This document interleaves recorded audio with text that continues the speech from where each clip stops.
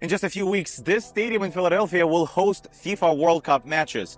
The city is preparing for 6 games and a surge of international fans, but visa uncertainty and rising airfares could dampen travel demand. So the question is America ready to welcome the world? And is the world ready for today's version of America? Some international fans are not rushing to book their trips to the United States. A recent survey found that 75% of Philadelphia area hotels are seeing lower bookings than expected. I think it's amplified in the US, right? Prices are up all over the world for things like air tickets. The pricing on FIFA with their dynamic tickets is affecting fans all over the world. But the unique uncertainty that is surrounded by the American brand right now and our identity in the world, I can understand why that would give our friends and travelers and visitors from abroad maybe a pause when they say, I love the United States. I'm friends with so many Americans. I love their pop culture. I want to go watch the World Cup with them. But right now, I'm not sure if I feel as welcome as I always did in the past. For some fans, the first sign of that uncertainty comes before they even reach the United States. Immigration lawyers say getting a visa may be the biggest hurdle of all. First, it would be actually getting a visa. Because right now, citizens of particular countries who are on the visa ban, they cannot get any kind of visa at all. But those ones who have citizenship of another countries, they may actually be required to pay a huge amount of money as a special bond that they will be able to return to their own countries. And even a visa does not guarantee entry. Some fans worry that upon arrival, border officers could inspect their phones and social media accounts. We all know that policies are getting very tough. People are stopped at the border, they're questioned, their social media sources, they're checked constantly. And immigration officers at the border, they have a huge discretion, also like a consuls. When you go to a visa interview, a consul has a huge discretion whether to grant you a visa or not. The same way when you cross the border, CBP officer may take you for even secondary inspection. And they have unlimited, I would say, discretion right now to decide whether to allow a particular person to enter the United States. I sent more people to Russia in 2018 than I have inbound coming into my own country for this event. For some fans, the cost is a deal breaker. Experts say many are holding off on booking, even as average international airfare has climbed to nearly $1,100, up 42% since February. When you get to less than a 7-day advance purchase, that's really where you're going to be spending your top dollar, on your flight. Our country is also, it doesn't link very well between host cities. We don't have a high-speed rail system in the United States. So anytime you're going to be traveling, if you're going to be traveling by train, for instance, you're looking at hours on a multi-stop Amtrak train. So most travelers are going to have to utilize air travel. It's summer and our flights are booked domestically just for Americans traveling on their own vacations. So flights are tough in between the cities also. And so the longer you wait, you're going to be experiencing higher costs and less availability. The concerns come as the Trump administration reportedly considers plans to halt immigration and customs processing at airports in Democratic-led cities, a move that could prevent some international flights from landing there. While some see Washington sending a less welcoming message, local leaders in Philadelphia are trying to trump it with music, arts, food, sights, and the most important thing, we are warm and welcoming people.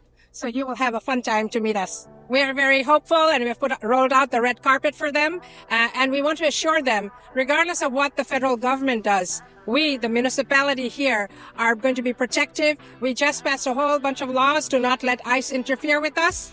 I have another law coming up, going to be a hearing around making sure we keep people who are in jeopardy safe with their TNU visas. So we're doing our part in Philadelphia, regardless of what's happening federally, to make sure we're welcoming, we're supporting, and we have resources to help you if you were to be in trouble. And let's speak now with Kieran Maguire. He's a football podcaster and football finance expert from the University of Liverpool Management School. Welcome to the program and thank you for your time. I'd like to ask you, because on the one side, we're hearing that many fans are avoiding the United States. And on the other, there are record ticket prices and demand, according to FIFA. How much of a success or failure do you think this World Cup will be? I think financially it will be a success for FIFA in the sense that there's a record number of games. They are the biggest stadia that we've seen the tournament take place in. And there has been substantial interest as far as ticket sales are concerned.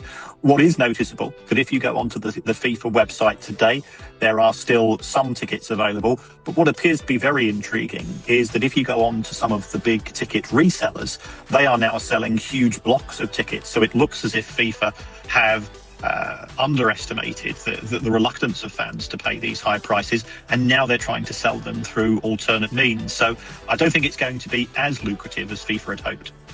Many still remember the World Cup group draw, which turned into a major Trump spectacle with the FIFA president presenting the U.S. president with a peace prize. How much do you think that the presence of the U.S. president will overshadow the games? I don't think so. Football fans have very short memories when it comes to making the key decisions as to A, if they're going to attend, B, how they're going to attend, or C, how they're going to consume the product. I think the love of your national team's football team takes priority and precedence over any political reservations that individual fans or groups of fans may have over the rather bizarre behaviour of Gianni Infantino in creating a prize for something to which FIFA has no association with. FIFA's a sporting organisation, not a political one. Can I ask you a bit more about the ticket prices? Is it okay for a fan, to have to pay thousands of dollars to see a soccer match? I think fans have voted with their feet in the sense that a huge number of sales have been sold to scalpers and bots and people who think that money can be made through flipping the tickets rather than to fans of individual countries. It does seem rather bizarre that if I'm from Haiti, where the annual earnings are around about $1,100 a year and the price of a ticket is $1,200, that seems unrealistic. So I don't think traditional football fans will be attending. I think that FIFA are targeting a different market, and on the back of that, that will determine the success or failure from a financial point of view. I think from a sporting point of view, it's a huge disappointment, because many fans who have followed their countries in qualifying for the tournament and have done lots of travelling and gone to their national stadiums will have decided not to proceed any further. How are you seeing the favourites going into this World Cup? I think France have got the best looking players. But as we've seen with Real Madrid, just because you've got the best individuals doesn't necessarily mean that you've got the best team. So if you've got a group of individuals who are having to spend 4 or 5 weeks together and you don't bond as a unit, then it could allow those clubs or those countries who are traditionally very good at tournament football to come to the fore. So France will be the favourites as far as the bookmakers are concerned. My personal view is that Germany or Spain are more likely to win the tournament. The South American teams seem to be a bit erratic. What are you most looking forward to? I'm just looking forward to a feast of football, to going crazy when my team scores, to crying when they get knocked out, and to having some fantastic barbecues, because that's what the World Cup's all about. Kieran Maguire, a football podcaster and football finance expert from the University of Liverpool Management School. Thank you so much. So is America actually ready and willing to welcome the world at the World Cup? Joining me now is Arnout Geraet, assistant professor at the Utrecht University School of Governance. The professor advises international organizations on how to ensure integrity and accountability in football. Professor, it's good to have you with us. I assume you're a man in high demand right now, considering what's being said about the World Cup. I mean, 1 week out, is the United States, is it open for the world, or is it selectively open? Difficult to say. I think the United States will do everything that it can to ensure a highly successful World Cup. The president, Donald Trump, has chosen to associate himself very closely with the event, with both FIFA and the tournament. And so I think it is in his best interest that everything goes smoothly. And I'm sure that he will do everything that he can to ensure that everything does go smoothly. Now, will it indeed go well? Will there not be any issues?